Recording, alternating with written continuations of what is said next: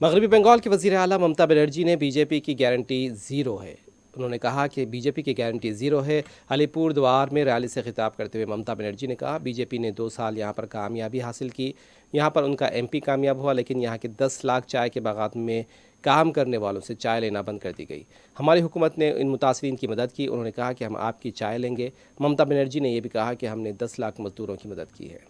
MP जीता है north Bengal से, चाय बागान का 10 लाख मजदूर का खाना बंद कर दिया था, पत्ता लेना बंद कर दिया था।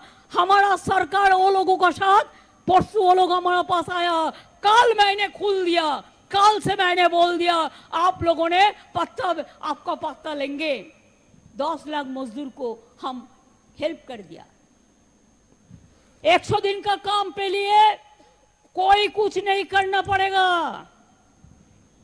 हम खुद 50 दिन का काम बना दिया, उसका नाम है कर्मश्री चल रहा है। आप लोगों को ऐसे ही मिलेगा, गवर्नमेंट रुपया देगा हमारा सरकार, ये हमारा बजट में कर दिया।